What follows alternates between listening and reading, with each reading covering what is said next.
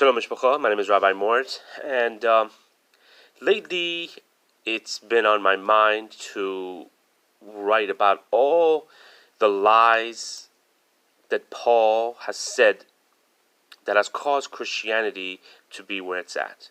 With that being said, I'm going to name this video Satanic Verses of Paul. So, to get started, we'll go straight to the point. Paul calls the Torah dung. Please cover your ears. If there's children listening, he says shit, S-H-I-T. That's what Paul calls the Torah. In Philippians 3:8. Paul rejects marriage in 1 Corinthians 7:1, 7, 8, chapter 7, verse 26. In 1 Corinthians chapter 7, verse 1, Paul says, "It is not good for a man to touch a woman."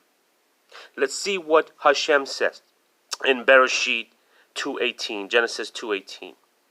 HaShem says, "It is not good that man should be alone. I will make him a helpmeet." Total opposites. Now, we go to more verses. Paul was a liar. He confesses himself in some cases. Acts 23, verse 6. Romans 9:1 and 14. Philippians chapter 3, verse 5. Galatians 1, verse 20. 1 Timothy chapter 2, verse 7. Acts 22, verse 3. Paul endorses slavery. Philemon 1, verse 15.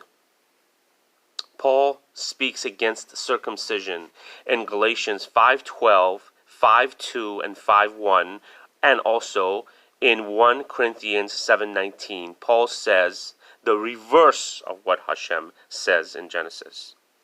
In the book of Romans, Paul refers to himself 103 times. In 1 Corinthians, Paul refers to himself, only himself, 175 times. In 2 Corinthians, he refers to himself 103 times. And in the short book of Galatians, he refers to himself 69 times. That, within itself, it's a very narcissistic. Now, we go to Ephesians chapter 2, verse 15. Having abolished in his flesh the enmity, even the law of commandments contained in the ordinances. Listen to what he says.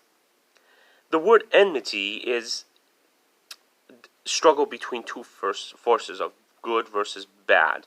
He's saying that there's a stumbling block. He's saying that the law and the commandments is a stumbling block.